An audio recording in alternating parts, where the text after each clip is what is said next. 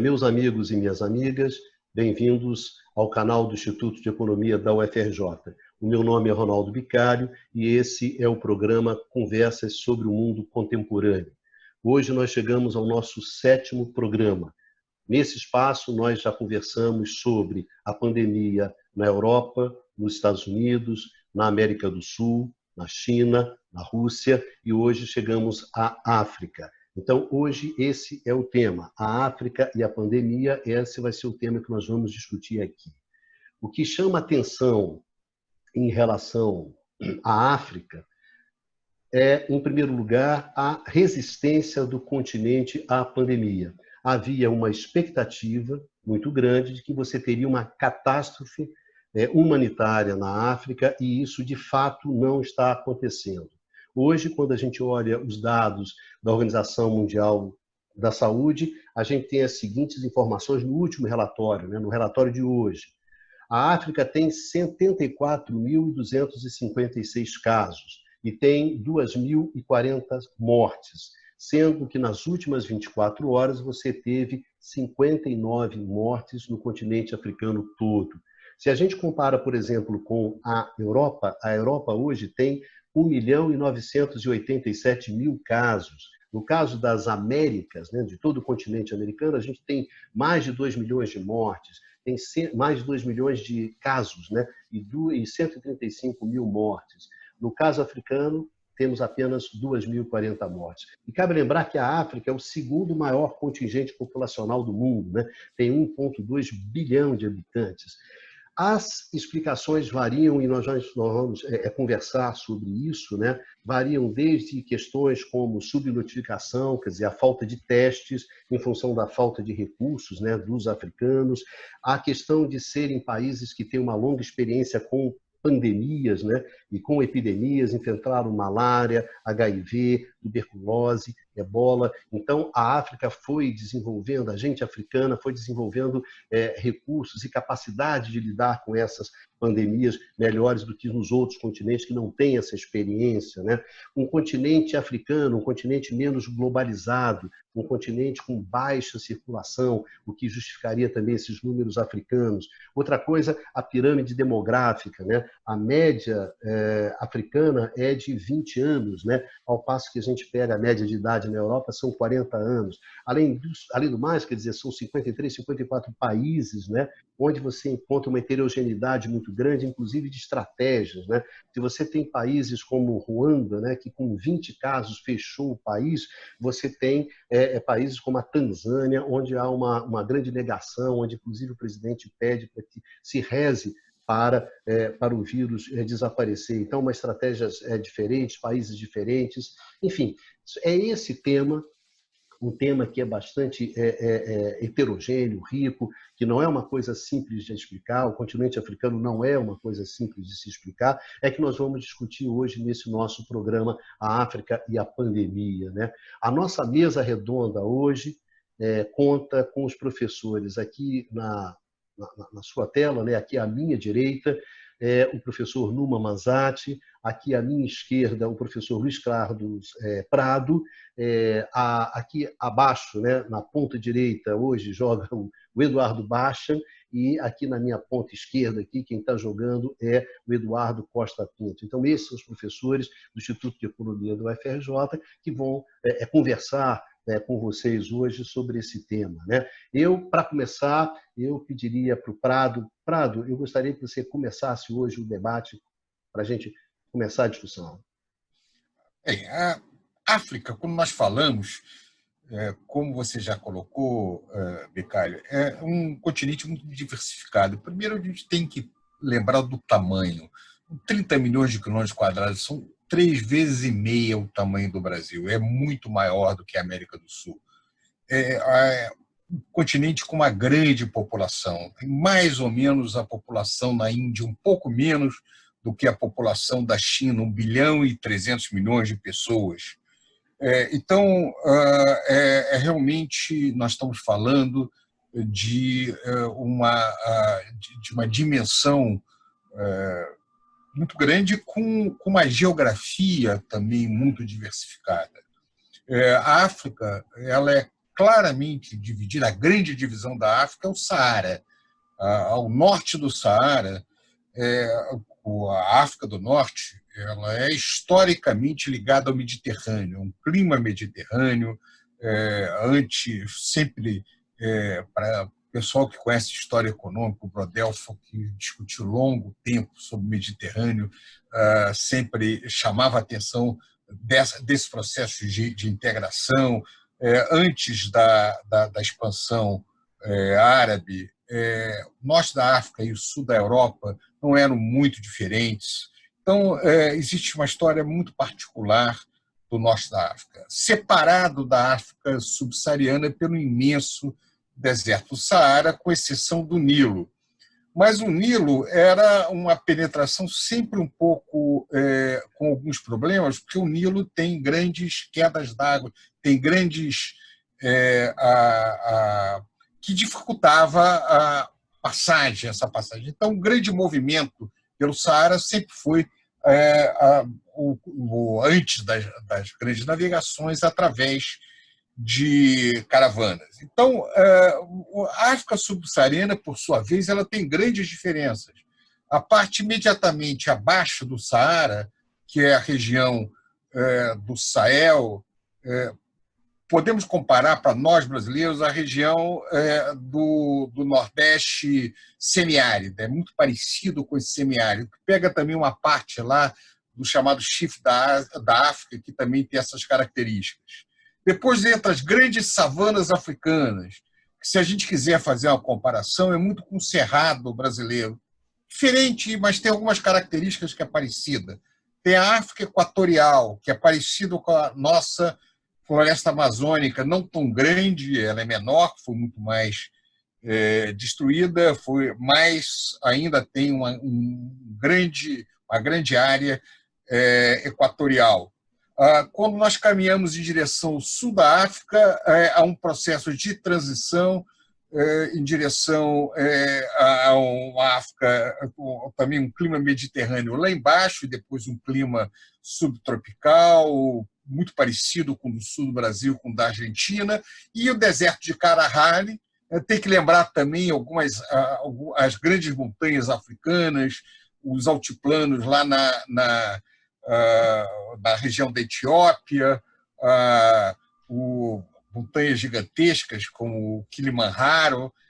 Então, é realmente um país muito diversificado, uma região, um continente muito diversificado. São 54 países, como vocês já falaram,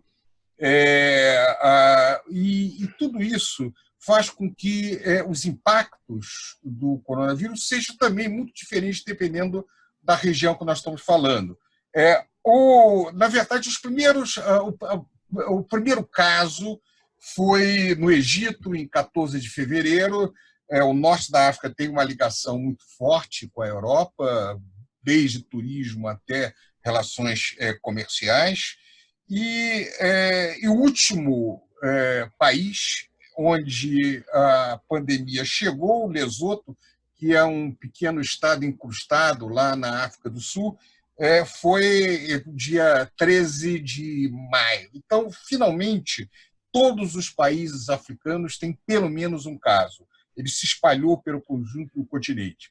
Havia, como o Bicalho falou uma expectativa que seria um grande desastre, mas não está sendo até agora. O que não quer dizer que não possa ainda vir a se tornar. Né? Pode ser que os impactos ainda venham a se fazer sentir com maior profundidade adiante. Mas há muitas diferenças.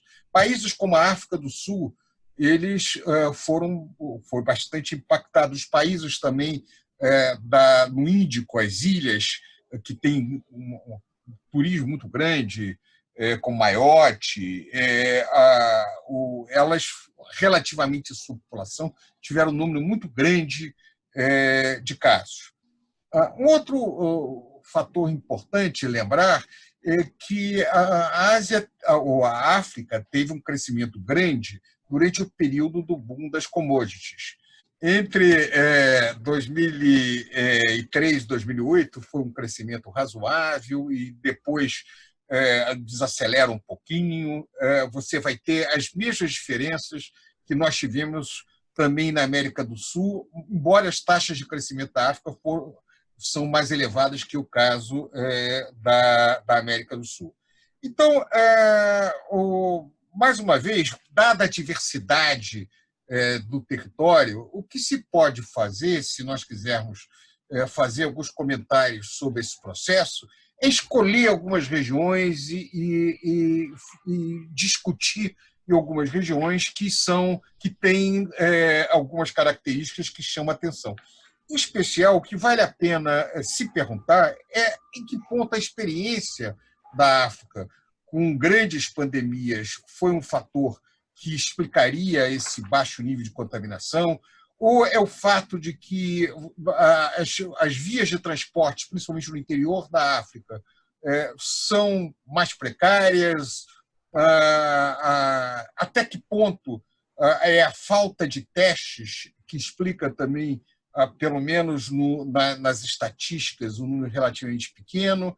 É o fato de que a expectativa de vida na África é muito baixa, para um número grande de países é pouco mais de 50 anos, então a população idosa da África é pequena, em comparação mesmo com a América do Sul e com a Europa nem se fala, e isso, então, de certa forma, explicaria que poderia ser que o número grande de casos seria o sintoma não apareceria por um número grande de casos. Então, há muito mais perguntas do que respostas até agora no impacto da pandemia na África. Vamos passar adiante, depois nós voltamos. Eu acho que agora vamos seguir um pouco.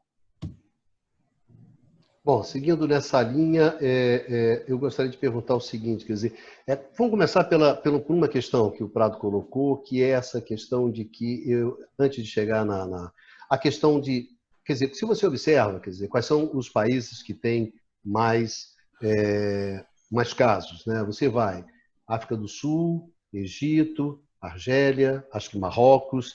São os países do norte, com exceção da África do Sul, tá? Quer dizer, então, norte do Saara, que tem mais ligação. Que essa é uma dimensão interessante, né? Que é a dimensão da globalização, né? da pandemia, né? A da globalização, quer dizer, como esses países é onde você tem maior contato, maior circulação, esse seria os países, quer dizer, essa seria uma boa explicação, ou seria uma parte, até que ponto isso explica, por exemplo, essa questão que eu queria colocar para vocês. E que isso é claro que está também associado a como esses países também têm a dimensão de turismo, mas tem também a parte da integração econômica também, né? Como é que você se integra com o resto do mundo, né? Então, essa que é a questão que eu queria colocar. Quem se habilita? Eu queria começar fazendo uma observação, né? Fazendo uma comparação com o caso do Ebola, né? Que foi possível todas as pandemias, né? Todos os surtos do Ebola, conseguiu-se minimamente impedir que a coisa se transformasse numa pandemia, né? E uma possibilidade, né, uma hipótese, comparando agora com o caso do coronavírus, é que, enfim, eram alguns países da África que não tinham economias dinâmicas, não tinham não tinha grande importância comercial, tanta conexão com o resto do mundo, quantidade muito grande de voos e viagens de negócios, coisas do gênero. O que é completamente diferente, por exemplo, da China, né, que foi onde começou essa epidemia do coronavírus, né? E aí se espalhou rapidamente pelo mundo, né? Então, quer dizer, fazendo uma lógica inversa, né? Quer dizer, ali o centro inicial era na África e a coisa não se espalhou, e agora na China se espalhou rapidamente, que, enfim, ali foi mais ou menos fácil de você deixar a coisa isolada, né? De conseguir isolar aquelas regiões e impedir que o vírus se propagasse. Então, realmente é uma possibilidade, né? Que, primeiro, que tinham menos portas de entrada para o vírus, né? Do que em outras regiões, né? Com uma economia mais pujante, mais comércio internacional, enfim, mais globalizadas, né? Regiões mais globalizadas. e depois dentro do próprio continente, pela própria eficiência de infraestrutura. Na verdade, falando um pouco sobre, só trazendo alguns elementos adicionais a uma ideia que já tinha sido apresentada, né? Mas se nós virmos internacionalmente nos países, o principal problema está nos Estados Unidos, está em Nova York. Aqui a grande metrópole, né? Principal metrópole da costa leste, né? Do país também. Que no Brasil, países do Nordeste que tem o lado do turismo, né? Manaus ali tem a Zona Franca, né? Região Norte, e aí São Paulo, Rio de Janeiro. Né? Na Itália, Milão, que é a principal força econômica na África, a pequena Itália. ilha Maiote, que tem 1.494 casos. Eu não sei a população, mas é uma população muito pequena. Então, é um exemplo. É turismo, Menos de certamente. 300 Turismo, mil. Menos de 300 mil habitantes. Né? Então, No isso caso de talvez Maiote, explique... não é ligado ao turismo, não é um destino turístico. No caso de Maiote, é simplesmente que um território ultramarino da França. Ou seja, integrado, funcionários públicos que vêm da França. Da França, né? Então, você tem muita gente, assim, tem parentes que migraram para a França metropolitana, então é por conta disso. Né? Mesmo caso da Ilha da Reunião também, que tem muito mais casos por milhão de habitantes do que Madagascar, que fica do lado. Né? Então, porque não é porque demorou a entrar, porque o primeiro caso é 14 de fevereiro, o primeiro caso oficial, antes do Brasil. Né? Quase 2 semanas sim, mas antes nós estamos falando lá em cima no Egito, né? Claro, a sim, diferença é gigantesca. Não, peraí, espera, Luiz Carlos. O ponto entrou, mas não se espalhou. Esse é o ponto. Certo. Não é que demorou para... não, porque Assim, não chegou à África. Até chegou lá no norte, mas não se espalhou. Não se espalhou. Não se espalhou, quer dizer, se espalhou, mas não se transformando verdadeiramente numa epidemia. Né? Há casos nos 54 países, mas a coisa não desandou. O que eu acho até curioso é porque, por exemplo, chegou a Lesoto tão tarde, porque a África do Sul foi um impacto muito grande, a África do Sul é bem integrada, Lesoto está lá dentro do território. Mas é ali, né? Aliás, é um caso muito curioso, né? Que é um país dentro de outro país. Sim. A gente tem casos, por exemplo, na Europa, mas são principais, tipo San Marino, que está ali no meio da Itália. Mas Lesoto é um país mesmo, não é grande, mas está dentro de outro país. Eu acho que é um caso raríssimo, né? Mas eu acho que tem uma coisa também interessante, que é o seguinte. Essa questão de você estar mais globalizado ou menos globalizado tem a ver com como é que o vírus desembarca no país, não é isso? Desembarca mais rápido, mais devagar, enfim, é como começa o processo. Agora, eu acho que tem uma outra coisa também, é como esse processo evolui dentro de cada país, né? Porque tem a diferença. Por exemplo, se você imagina a África do Sul está tendo os maiores números de casos, embora não seja o maior número de mortos, né? É o maior número de casos. Mas o que acontece? A África do Sul, já em março, ela decidiu por um regime de confinamento muito duro. Quer dizer, ela teve essa reação, né? E outros países também tiveram essa reação. É claro que você tem algumas situações de negação, mas são poucos, tá certo? São poucos os casos onde você tem essa questão de negação. Eu só estou falando, eu queria chamar a atenção para o seguinte, para botar outro ponto, né? Além de como é que você chega no país, tem a questão de como você evolui dentro do país. Ou seja, eu acho que a experiência africana ela foi decisiva no seguinte sentido. Isso é uma coisa séria e tem que ser enfrentado de uma coisa séria, de uma maneira séria, de uma maneira decisiva. Pelo menos se você observou na maioria dos países no primeiro momento. Olha, isso é uma coisa séria, a gente tem que enfrentar, a gente já passou por coisas como essas, a gente tem certos recursos, aprendemos a fazer determinadas coisas, então vamos nos mobilizar rapidamente para responder a isso. Ou seja, tem uma qualidade africana aí de que, digamos assim, o sofrimento africano ensinou os africanos a enfrentarem situações que são muito difíceis, né? Uma coisa que, por exemplo, com toda sinceridade, se você pensa, eu diria o seguinte, para ser honesto, a África ela se mobilizou muito mais rapidamente para enfrentar o Covid do que a Europa, por exemplo, tá certo? Sim. Ruanda foi muito mais rápido do que, por exemplo, a Inglaterra, no limite, tá certo? Se você pensa a maneira como os Estados Unidos tratou a pandemia e a maneira como os africanos, me desculpe, os africanos É A verdade. experiência Talvez você ensinou, fale né? que tem uma disciplina que vem da dor, né? Quer dizer, da experiência Isso, uma de experiência Agora, dura epidemias, né? e acho com pouco interessante recurso. a gente pegar isso e trazer para a nossa praia, que é a economia. Você queria Mas falar, Eduardo? Fala. não é porque acho que esse é um ponto importante, porque assim, os impactos dos efeitos da pandemia têm particularidades que têm a ver com a entrada.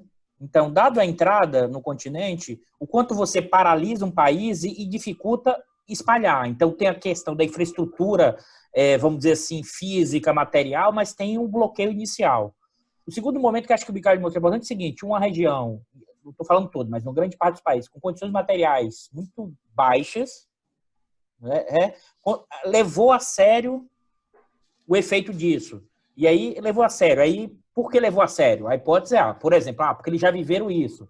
Então, assim, isso é um elemento para explicativo. Mas eles levaram a sério. Então, eles tomaram medidas que, em certa medida, até esse momento, é um dos elementos, porque são vários, como o Prado já alertou, tem a ver com população mais nova, tem a ver com cada Estado nacional. Mas, se você olhar em termos das decisões individuais de cada governo local, em sua grande maioria, foi a região que mais levou a sério os efeitos da pandemia e o risco que a população dela corria.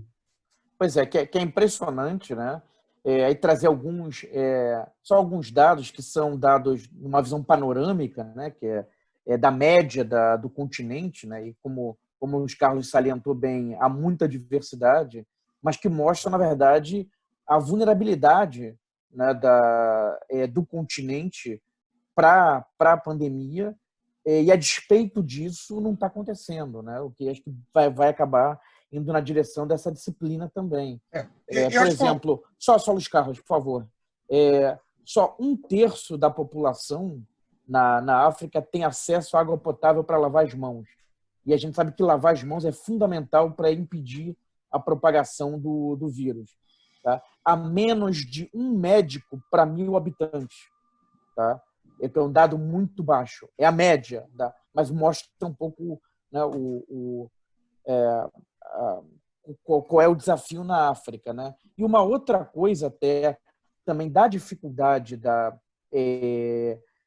própria quarentena, né, do confinamento, é que grande parte do emprego na África é no setor informal. Tá? O que torna mais difícil, quer dizer, são pessoas que não têm garantias, né? E que acabam sendo forçadas a sair, em princípio, para buscar o seu sustento, na ausência de medidas que permitam que elas fiquem em casa. Né? E, particularmente, as mulheres, 90% das mulheres na África que trabalham no setor informal. Tá? Então, para famílias que têm a mulher como chefe da família, né, isso é particularmente dramático. Né? Mas indo ao encontro, Basti, do que você falou, se você observa, por exemplo, a África do Sul ela teve uma reação em março no qual ela fechou forte, um confinamento pesado. Né? Mas o que está acontecendo agora quando ela tem novos casos, né? Voltou a crescer? Porque vai muito nisso que você está falando. O que acontece? Você não tem condições de manter as pessoas em casa. Então começa uma pressão do comércio, dos empresários. E aí a África do Sul, o que ela fez? Ela abriu. Aí quando ela abriu, ela teve uma onda que tem que fechar outra vez. Quer dizer, aí as limitações, isso tem muito a ver com aquela discussão que a gente teve, lembra, no primeiro programa dessa série, né?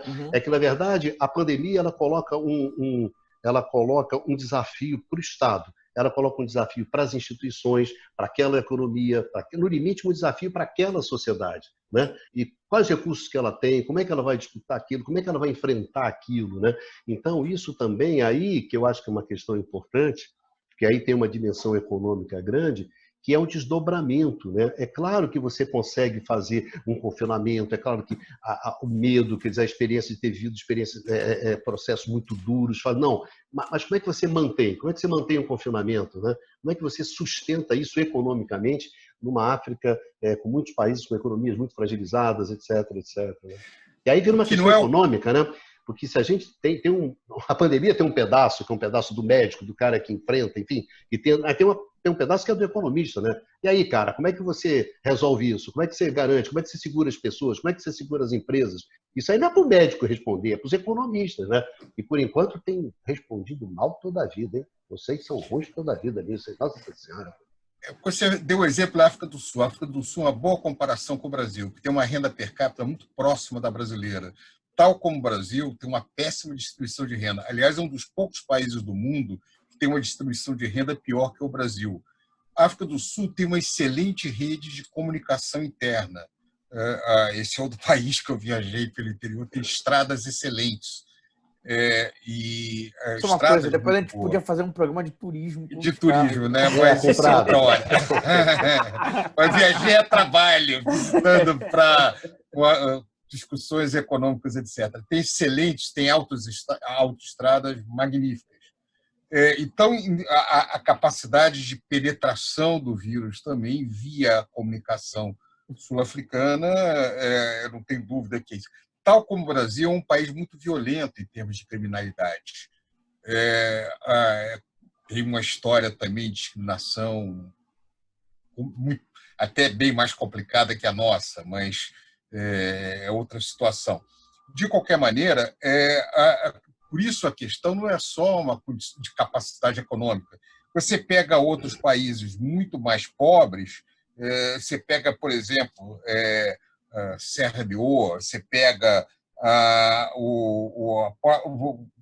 outras, Togo, o número de casos é relativamente muito menor. Então, não dá para explicar, olha, o país é mais rico, tem mais capacidade econômica, então reage melhor. Pelo menos, se você olha os dados, não é isso que parece indicar. Agora, o que é interessante é que alguns países exportadores de petróleo, como Nigéria e Egito, foram países muito afetados. Então, eu acho que Costa Pinto, que é o cara que trabalha mais com essa questão de exportação de petróleo, conhece isso melhor, talvez possa fazer algum comentário. Mas só antes de passar para o... Vamos chamar o Numa, né? Porque o Numa está encalado. O Numa ele é o nosso Romário, né? Ele fica ali escondido para fazer um gol no final. Mas aí ele decide, né? Vai lá, Numa.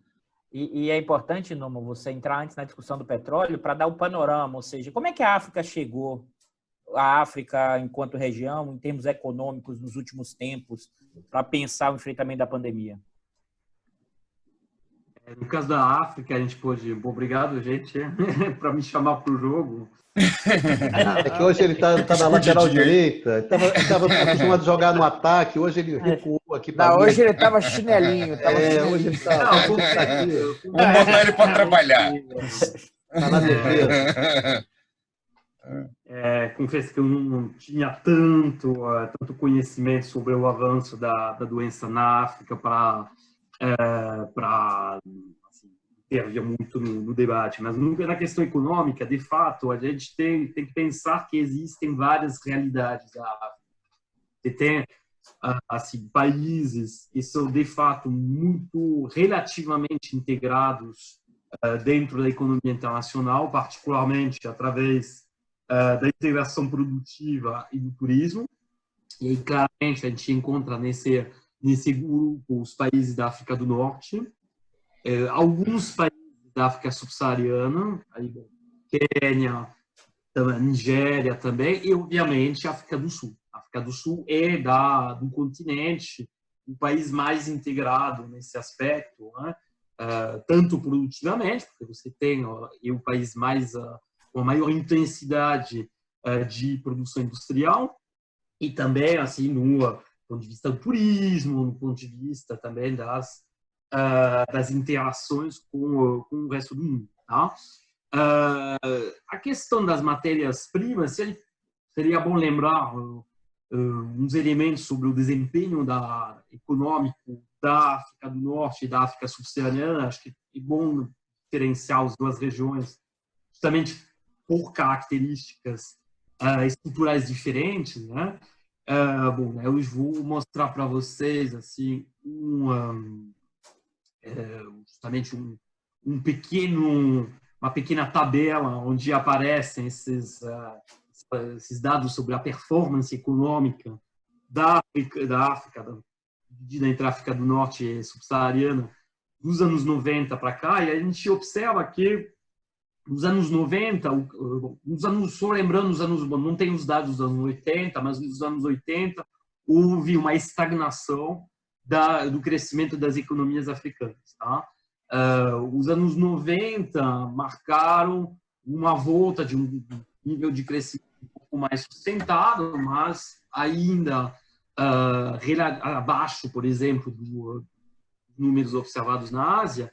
Já a partir dos anos 2000 e da explosão do preço das commodities, ou seja, das matérias-primas, que sejam agrícolas ou minerais, a gente vê um salto significativo na taxa de crescimento média, tanto na África do Norte quanto na África subsaariana. Nesse ponto, aliás, a África subsaariana fica com quase 6% de taxa média de crescimento na década de 2000. E considerável e acima do que é observado nos outros países emergentes e algo que mostra ser uma mudança, uma ruptura em relação às décadas anteriores. E óbvio que a crise de 2008 vai atingir o crescimento da África subsaariana, vai ter uma queda, que vai se acentuar nos últimos 5 anos, no período entre 2014 e 2016. No caso da África do Norte, aí tem elementos ligados à questão política. Depois a gente vai falar provavelmente mais sobre isso no último bloco do programa, tem a ver com a estabilidade política. Mas o que a gente pode dizer são 3 elementos, são 3 características que mudaram vamos dizer, o desempenho econômico da África nos últimos 20 anos, desde o início dos anos 2000. Ou seja, primeiro, de fato, um papel fundamental, como foi sublinhado pelo Bicalho e pelo Eduardo, do petróleo. Tá? Mas não só. As matérias-primas de forma geral. Que, sei lá, o Estado do Marfim vai exportar cacau, você vai ter a exportação de café em outras regiões, enfim, matérias-primas de forma geral. Então, isso, de fato, muitas economias africanas. Tá? Junto com esses fluxos de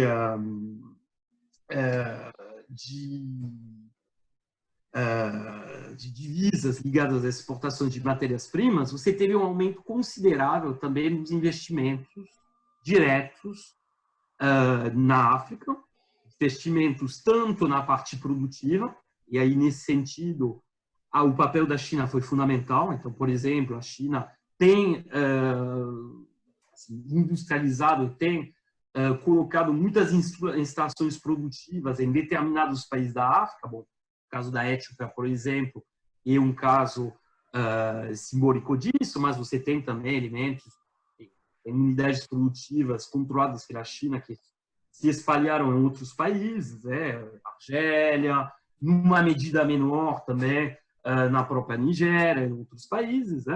E justamente, provavelmente, a África vai ser cada vez mais integrada produtivamente com a China, e a China, na sua vontade de articular suas próprias cadeias de valores, tem a África como um espaço, um reservatório de mão de obra para justamente realizar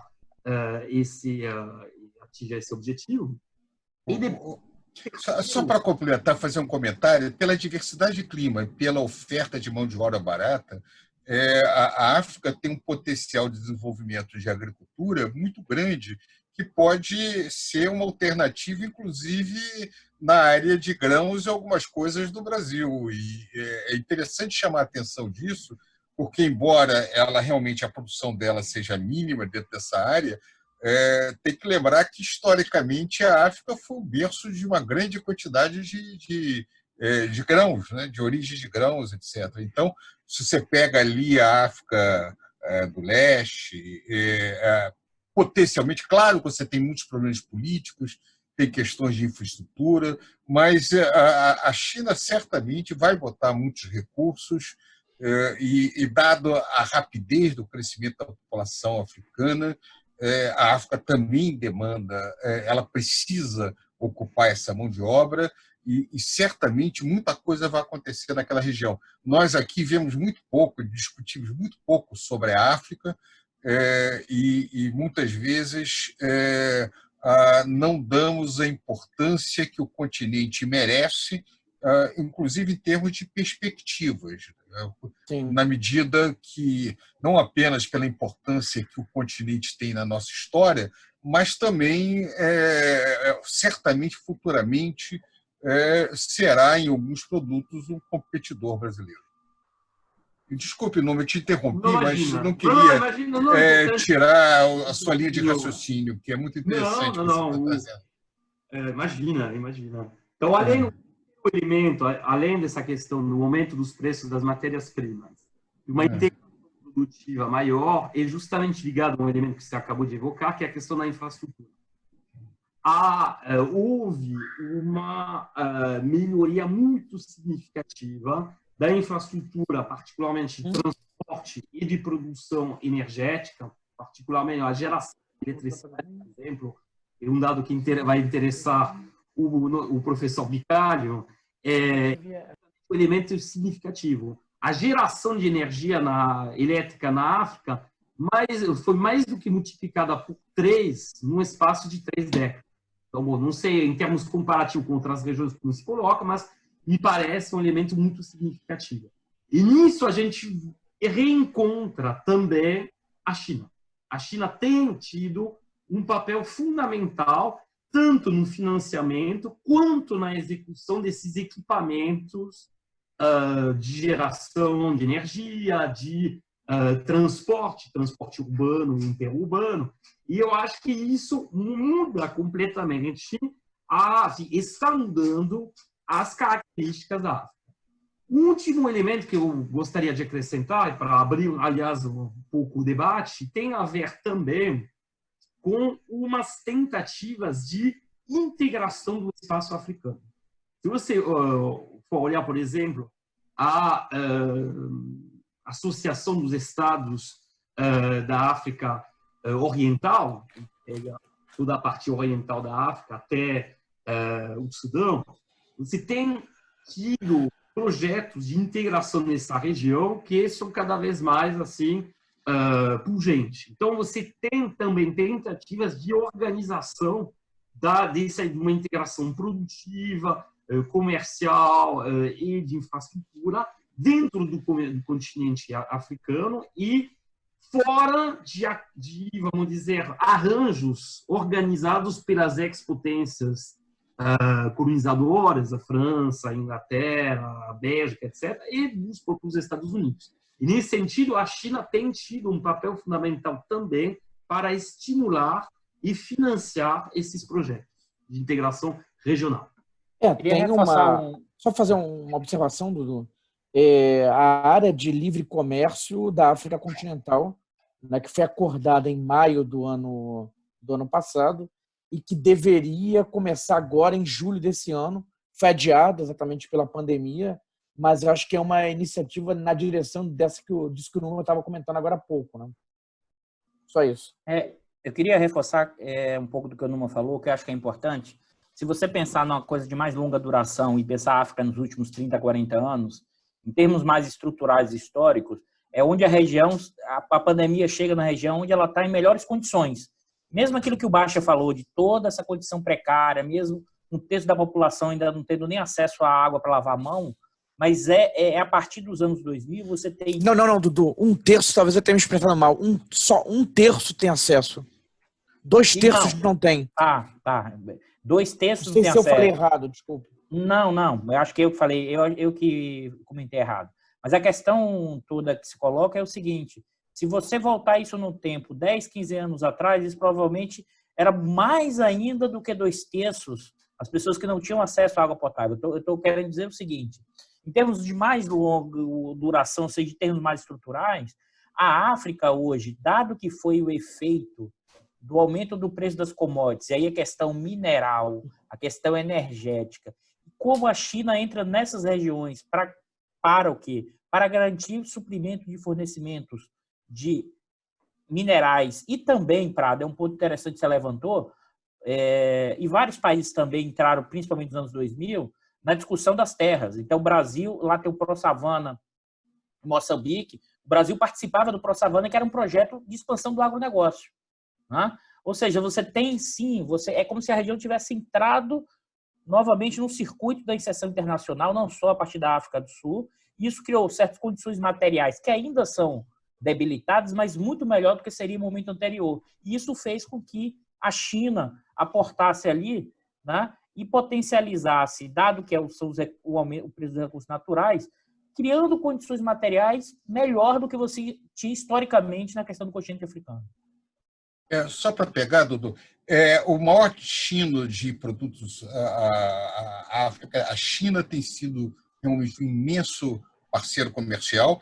Agora, no continente, a África do Sul também tem um papel-chave. O que é interessante é que, apesar da África do Sul ser o principal parceiro comercial intra-África, apesar disso, não se espalhou tão rapidamente a doença para outros países, né? Porque seria razoável supor, a partir do momento em que a África do Sul tem um índice de contaminação tão grande, e ela é o principal parceiro comercial, principalmente dos países realmente do Sul da África, mas também de outros países da região, pela sua importância como manufatura, como destino, inclusive, de trabalhos de imigrantes internos, etc., que isso, de alguma maneira, afetasse os outros países. Por isso, claro, é difícil saber agora, não é impossível que o que a gente esteja vendo seja um processo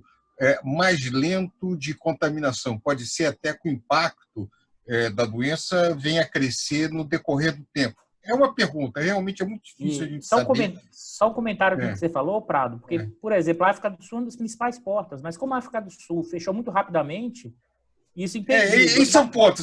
Da mesma forma como você fechou a porta, claro. Da mesma forma como agora você volta e tem refluxos, pode ser que você... Mas como você tem que fechar de novo, então é como se tivesse as portas de entrada ficaram fechadas por causa de decisões nacionais. Então isso impede que você espalhe rápido. Uma hipótese. Mas olha só, pegando essa história de Angola, Angola tem uma relação com os chineses, né, que é uma relação Sim. que não é pequena. E, no entanto, eu estava vendo aqui, Angola tem 60 casos. Né? Para vocês terem uma ideia, Sousa, no interior da Paraíba, tem hoje 100 casos. Quer dizer, no interior da Paraíba você tem uma mais cidade... do que toda Angola. Impressionante, Só um comentário sobre a relação com a China, né? Não só a dimensão comercial, mas também a dimensão dos investimentos, né? No âmbito da nova Rota da Seda. Né? Vários investimentos estão sendo feitos. Por exemplo, agora uma grande ferrovia, recentemente uma grande ferrovia foi inaugurada no Quênia, né? Investimento chinês. Né? E há outros casos assim, né? Agora, realmente, a importância da África hoje, em grande parte, tem a ver com minério, como se falou, e petróleo, que realmente são as duas grandes commodities da África. Né? Essa talvez seja a dificuldade deles agora, dos principais países. Por exemplo, Nigéria, que passou a África do Sul, depende muito de petróleo. Angola também. Com essa crise do preço do petróleo, né? E provavelmente com a desaceleração mundial que afeta mais fortemente as commodities, até que ponto nessa desaceleração da demanda e dos preços dessas commodities, principalmente as minerais, podem afetar mais fortemente em termos econômicos a África nesse momento. Agora pode ser maior ainda. Eu vou pegar essa ponte, Bicalho, para começar a pensar não sei se será por aí que você iria, da questão da recuperação, né, das respostas à crise, porque, na realidade, por razões distintas, todas as economias sofrem. Tá? Por exemplo, é claro que tem as exportadoras de commodities, estão sofrendo muito, em particular, exportadoras de petróleo. Mas vários países africanos dependem muito de remessas internacionais. Tá? com a recessão global, esses países são duramente atingidos, né? Outros, o turismo é o carro-chefe da economia, duramente atingidos, né? Quer dizer, todo o continente está sofrendo por vias diferentes. Agora, quando a gente pensa na recuperação, né, dada essa diversidade, o tipo de recuperação pode ser bastante distinto. Mas nessa sua direção, mas será que a questão africana, ela, quer dizer, na verdade, ela vai ter, pegando um gancho que o Prado colocou, o processo da pandemia na África vai ser longo, tá certo? No qual você vai, a pandemia vai ao longo do tempo, diferente de picos, muito, como ela é achatada, sim, mas vai achatada toda a vida, toda a vida, toda a vida, e na verdade que os países vão enfrentando cada vez mais dificuldades econômicas para fazer frente à pandemia, ou seja, a África ela pode ter essa catástrofe humanitária ao longo do tempo, o que acaba sendo mais perverso ainda, certo? Ao invés de ter um determinado momento, como todas as pessoas pensavam, mas ela vai se estender no tempo, vai se estendendo no tempo na medida em que os estados vão encontrando cada vez mais dificuldades em função da sua própria fragilização fiscal, financeira, etc., de fazer frente, ou seja, aí as suas fragilidades vão aparecendo, apresentando, ou seja, na verdade, a África vai ser um drama longo, né? Pois é, mas a pergunta é o seguinte, trazendo para a economia. A Nigéria, por exemplo, vem tentando diversificar de petróleo em direção a alguma coisa manufatureira. Ela tem uma pequena indústria de produção, por exemplo, de veículos internos. Ela vem tentando fazer a substituição de importações, aumentando algumas tarifas de importação. Entrou alguma coisa para a petroquímica, não? Aí eu já não tenho conhecimento detalhado disso, talvez o Dudu tenha. Eu sei que a Nigéria vem tentando, na área de ter alguma coisa de equipamentos de eletrônico, alguma coisa na produção de automóveis. Toda essa região também tem uma tradição têxtil local, nativa, muito grande, então, de alguma maneira, tentar aumentar a produção, aumentar a parte de beneficiamento doméstico dentro disso aí. Então, seria natural que parte desses países muito populosos, com grandes populações urbanas e que vem crescendo nos últimos anos, começar a ampliar um pouquinho a sua produção doméstica.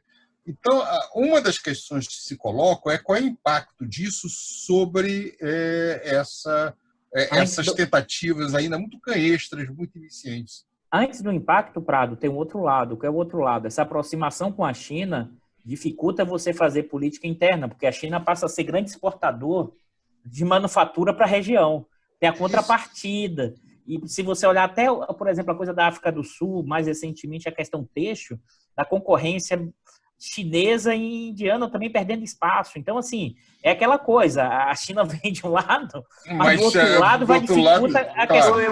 Isso é um ponto fundamental que apontou o Eduardo. Por exemplo, você tinha uma produção artesanal e semi-industrial muito enraizada e muito, vamos dizer, localizada na África subsaariana em particular. Não tem dados gerais, mas se você pega o caso de um país como a Costa do Marfim, no caso da Costa do Marfim, hoje, mais de 90% do têxtil, assim, do consumo de têxtil lá, é realizado e importado hoje em dia da China. Ou seja, esse processo foi muito rápido, né? Sendo que 20 anos atrás, 100% da produção e do consumo local era atendido pela produção local.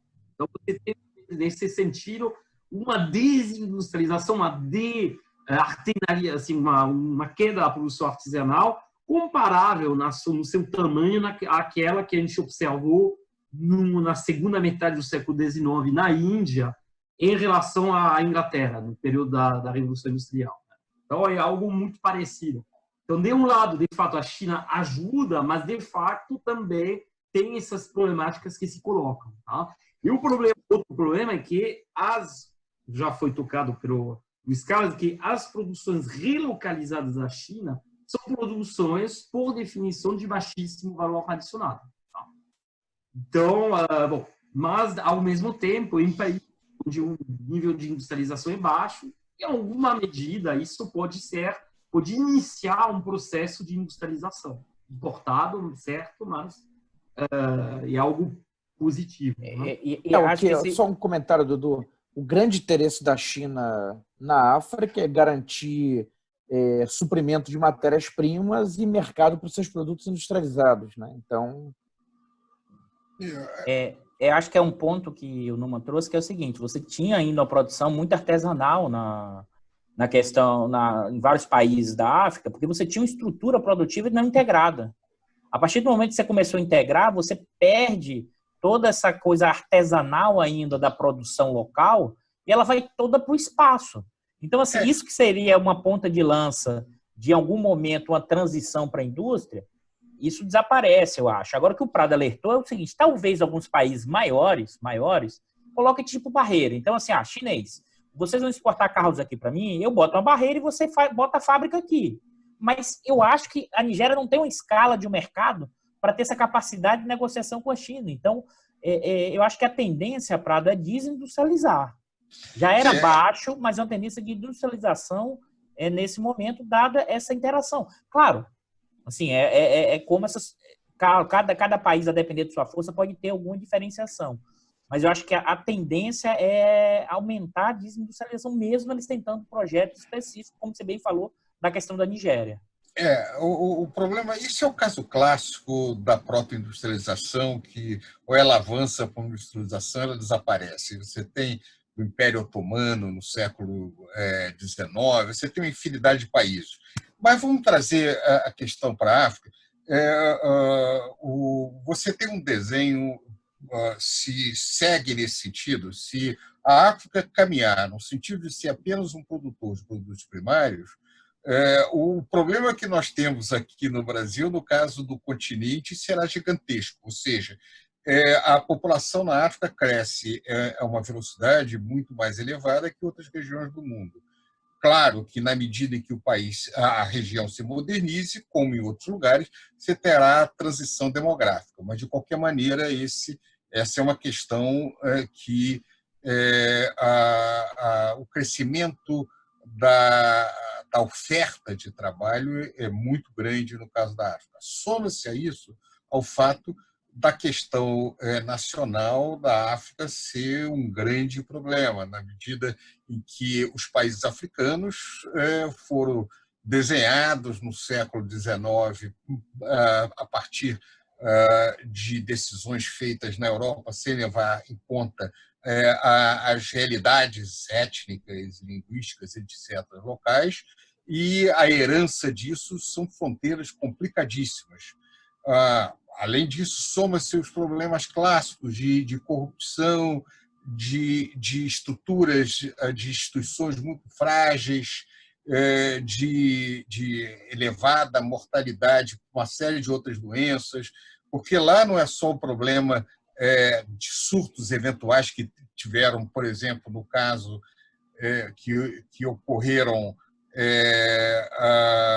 na África Equatorial, no caso do ebola, mas você tem uma série de outras doenças tropicais que afetam o continente, desde da malária e a AIDS, que teve um impacto gigantesco na África do Sul e em vários outros países da África subsaariana. O HIV contaminou uma quantidade muito grande de jovens adultos africanos. Então, isso gera um problema geopolítico que não é o nosso objetivo, que é a questão das ondas de migração em direção à Europa, que tem tantos problemas desestabilizadores também na Europa que nós conhecemos. Então, uma boa questão é o seguinte: até que ponto o impacto da Covid-19 vai ter sobre a pressão migratória da África e as consequências disso para a Europa, que vai tentar se fechar mais ainda. Então, Talvez... se existem tantos problemas de mortes no Mediterrâneo em função desses movimentos migratórios, uma boa pergunta de reflexão será que isso aumentará ou reduzirá em função do fechamento de movimentos de população? Você ia falar, desculpa. Não, é um comentário que eu ia fazer. Acho que, sim, até já pegando o gancho da sua questão, pensar o seguinte: o primeiro, o que significa você, na questão chinesa, a produção de subsistência? O segundo ponto é o que você levantou aí, é o quanto você teria possibilidade da região, porque enquanto projeto industrializante e incorporador de trabalho, porque acho que a gente tem que pensar o seguinte: uma boa parte desses países da África, eles estão no estágio de desenvolvimento, se você pensar, eu gosto de falar do avanço das forças produtivas, bem limitado, entendeu? Assim, na linguagem que eu gosto de utilizar, muito limitado, no sentido de você ainda tem uma produção artesanal básica, não artesanal, de subsistência. Não, a produção de subsistência é muito grande, é muito importante na África, inclusive, quando há problema nos centros urbanos, grande parte inúmeras pessoas retornam às suas comunidades. Isso minimiza muito a tragédia de ondas de fome nas cidades africanas. Isso é tradicional na África. E é por isso que eu estou falando, enquanto a penetração chinesa significa eliminar parte desse elemento de subsistência, dado o tipo de integração que você faz. E eu acho que isso leva para o ponto que você trouxe, que é a sua pergunta.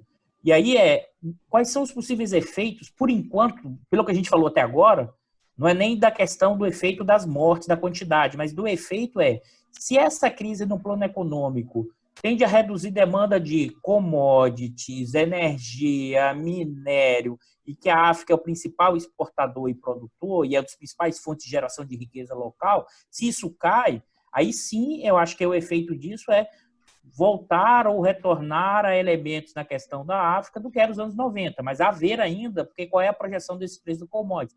E tem um dado que acho que é interessante, por exemplo, nos anos 2000, Numa, a única região que não caiu a pobreza em termos relativos, né, foi a África subsaariana. Ela caiu em termos absolutos, mas não caiu em relativo, porque a taxa de crescimento populacional é muito grande. Então, assim, a única região do mundo em que, em termos relativos, a pobreza absoluta não caiu foi a África, apesar de ter caído em termos absolutos por causa da questão do populacional. Ou seja, tem uma mudança aí de perfil, mas aí acho que é o ponto, Prado. Eu acho que aí tem mais a ver com as possíveis dinâmicas do mercado de commodity, né? Que ainda é um elemento importante na questão preço, quantidade, que é um elemento ainda fundamental, principalmente aí eu estou falando na África subsaariana, tá? E se isso realmente se reflete numa tendência de baixa muito forte, de uma mudança dos termos de troca muito forte na região, a pobreza tende a aumentar e seus efeitos migratórios aí é outro elemento. Mas, assim, sinceramente, acho que nesse momento os países centrais da Europa eles não estão muito preocupados em resolver os problemas africanos para realizar contenção desse tipo, não. Vai ser contenção na marra, levantando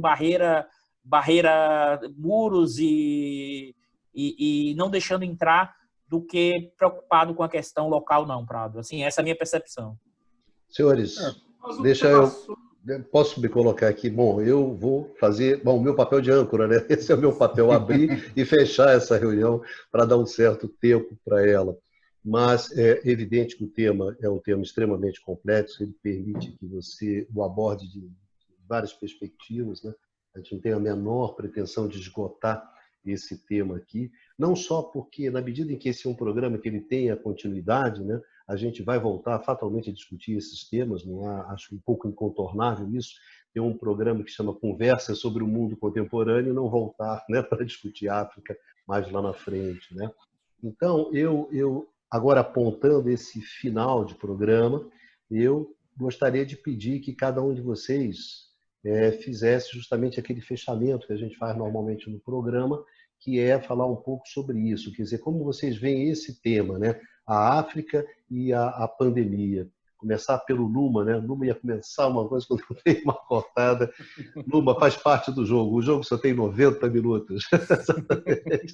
Numa. No caso não é para falar 10 60, minutos né? agora, não, hein, Numa? Numa, como Não é que para você... falar 10 minutos agora, não, Numa.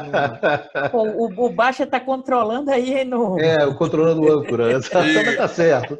Isso aqui que deve ser o tal do check and balance, né? Deve ser isso, né? Pesos e contrapesos, deve ser isso. Não, é o ombudsman. O ombudsman, né? E o Numa que é tímido, que fala pouco, pode falar 10 minutos se você quiser. Numa, como é que você vê essa coisa? Não, o Decano falou agora. Se você pudesse... falou. Eu queria só lembrar... Se você pudesse sintetizar isso. Dados, assim, que justamente tem a ver um pouco com... que ao mesmo tempo tem a ver com o que foi tratado até agora, o que foi falado até agora, e que dá, acho, um fechamento um pouco do ponto de vista econômico. O PIB nominal da África, do continente africano como um todo, gira em volta de 2.700 bilhões de dólares para 2019. Tá? Ou seja, para um continente que abriga hoje mais de 1,3 bilhões de pessoas, você tem um PIB nominal que é inferior ao PIB nominal da França. Tem 65 milhões de pessoas. Ou seja, a relevância econômica, o peso econômico da África, por enquanto, é imensamente inferior ao seu peso demográfico, cultural, histórico. Isso é um fato que de uma certa forma, foi evocado particularmente pelo Eduardo e pelo Luiz Carlos. E, nesse sentido, é bom relembrar algumas ferramentas da análise econômica, e, particularmente no caso da África, relembrar a noção de oferta ilimitada de mão de obra. É uma noção de economia que foi cunhada pelo Arthur Lewis, foi um grande economista de origem oriundo de Santa Lucia, da ilha de Santa Lucia. Prêmio Nobel, né? Exatamente. Foi prêmio Nobel de Economia, que justamente trabalhou muito na África. O Arthur Lewis foi o principal conselheiro econômico de uma das grandes lideranças políticas africanas, que foi o Nkrumah, o pai do panafricanismo. E,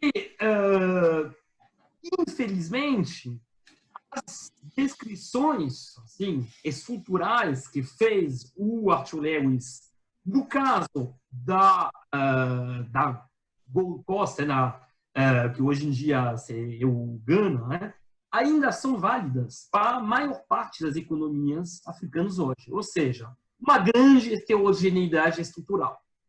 E, particularmente, a combinação, assim, a coexistência de um setor moderno, em geral ligado à exportação de matérias-primas, que sejam alimentos ou minerais, e, do outro lado, um imenso setor atrasado, né, que pode ser, obviamente, ligado às atividades de subsistência numa parte agrícola, mas também que tem a ver com as atividades urbanas, porque não esqueçamos que houve um imenso crescimento das cidades, houve um movimento de urbanização na África, muitas vezes descontrolado, sem as infraestruturas urbanas que a poderiam acompanhar, e, na verdade, houve um aprofundamento dessas condições de heterogeneidade estrutural que descrevia o Arthur Lewis lá nos anos 50, imediatamente após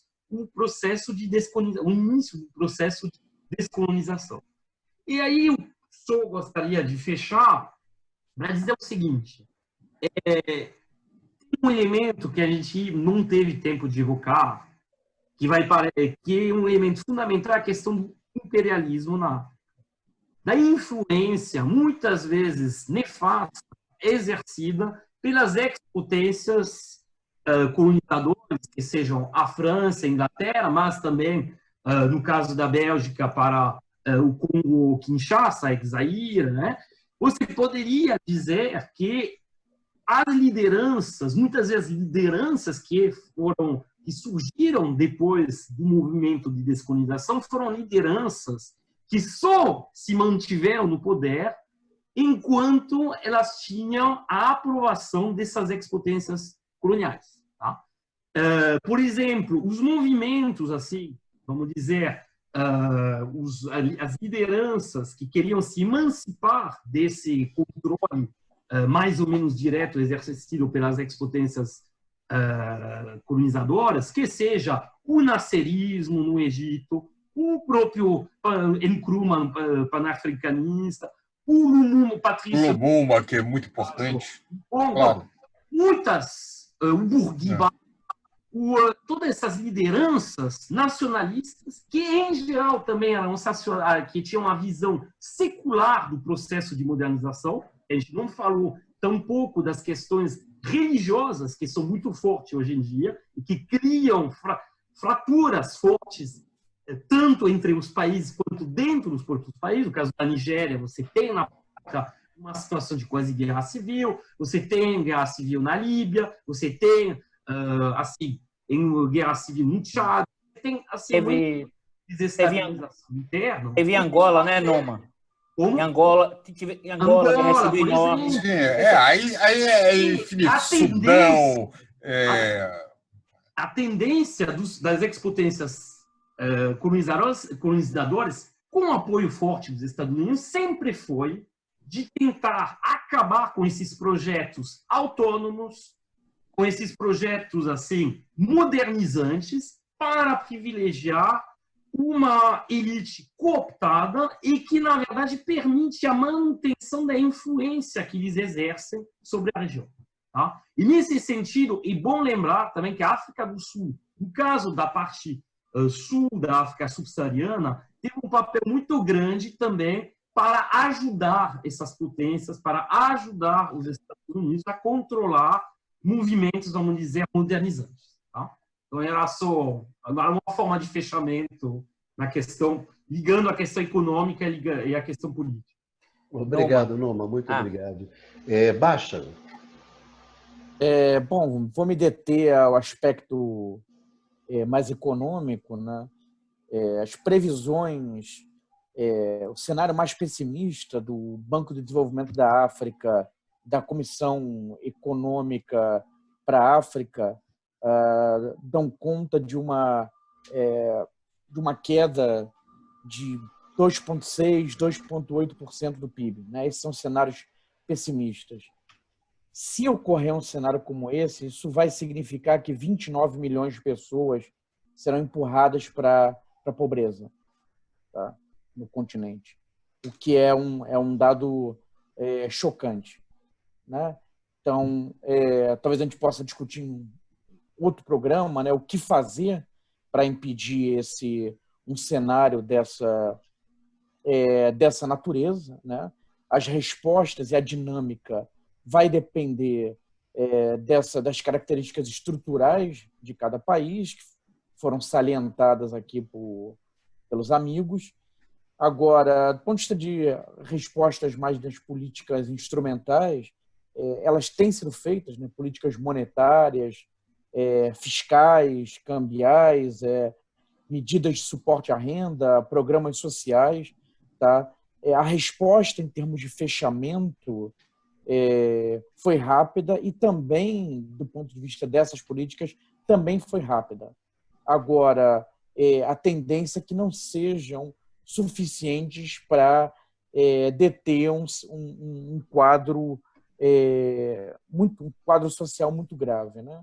E aí há um elemento que ainda não foi colocado, que é a questão do endividamento externo.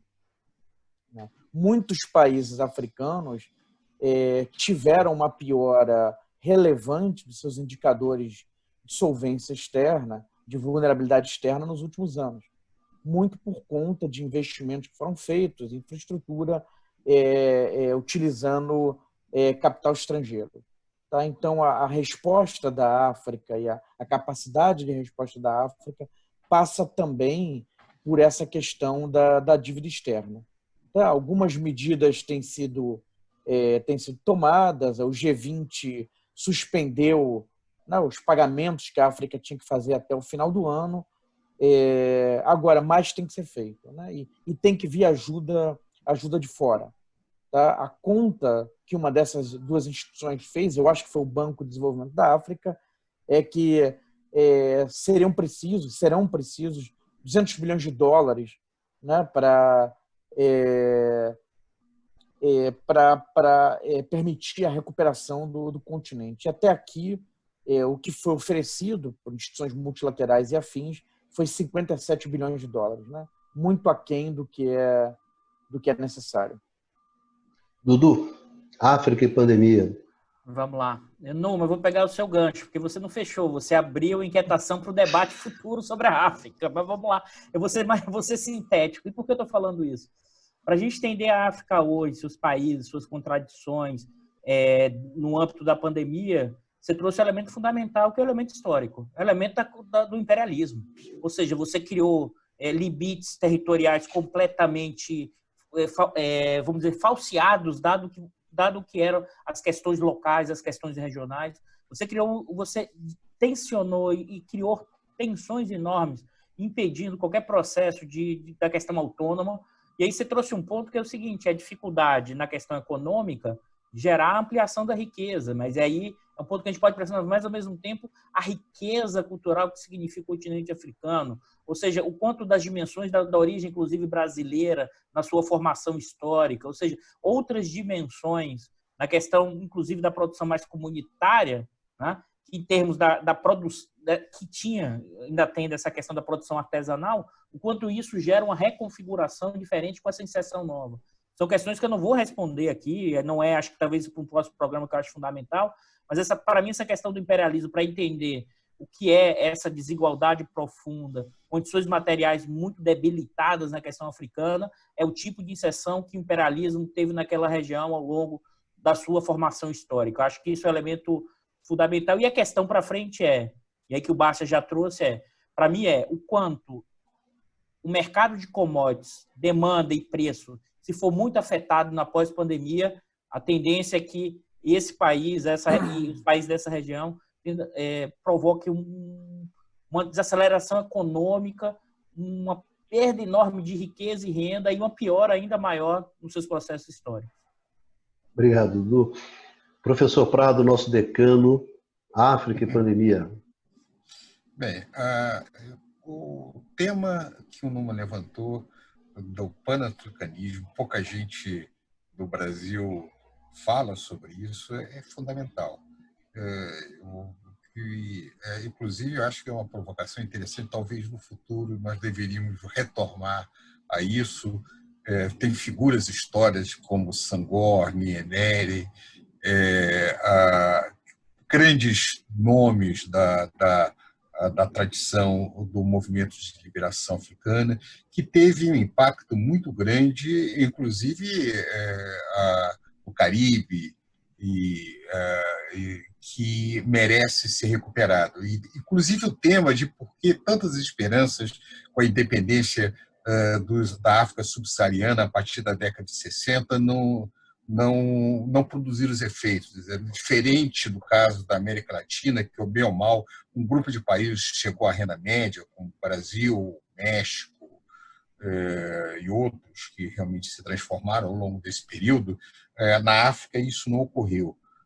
O crescimento da África pós-Segunda Guerra Mundial foi muito pequeno, a renda per capita pouco se alterou, a maior parte dos países da África subsaariana são países de renda baixa. A diferença da renda per capita de países como Moçambique, como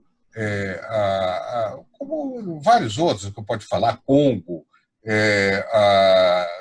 o Chad, etc., para um país como o Brasil, é quase a diferença do Brasil para esses países, é quase o dobro da diferença dos Estados Unidos para o Brasil. Ou seja, nós estamos falando de países com renda muito baixa, com um padrão de vida realmente muito baixo e que vão enfrentar nos próximos anos situações muito difíceis, com taxas de crescimento da população muito grande, o que obriga que eles tenham uma taxa de crescimento per capita, do PIB mais elevada para compensar isso, pelo menos até iniciar o processo de transição demográfica.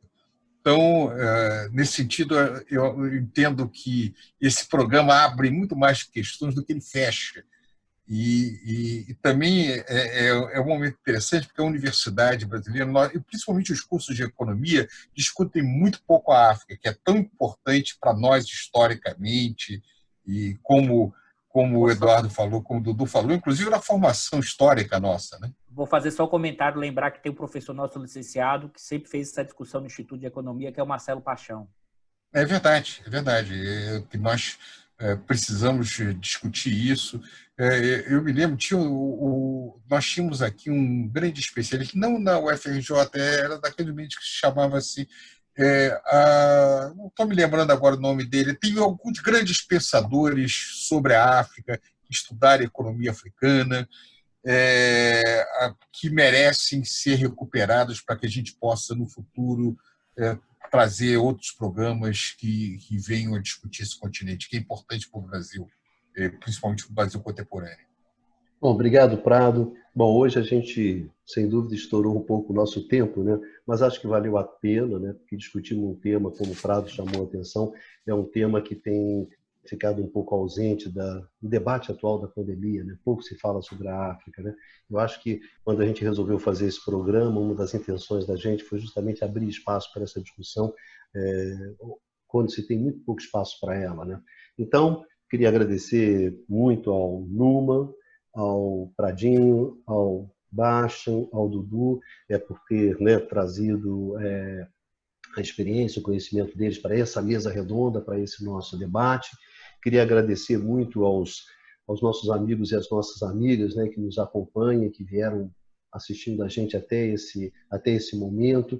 Lembrar que vocês têm acesso, né, a esse programa também no formato de podcast, né? Pode buscar por canal IE-FRJ em qualquer plataforma dessas de podcast que vocês encontram esse programa e os outros programas, né, do canal do Instituto de Economia do UFRJ, também nesse formato de podcast. Então, muito obrigados a todos e nos encontramos na próxima semana aqui no canal do IE, da UFRJ, com o nosso programa Conversas sobre o Mundo Contemporâneo. Nos vemos na próxima semana.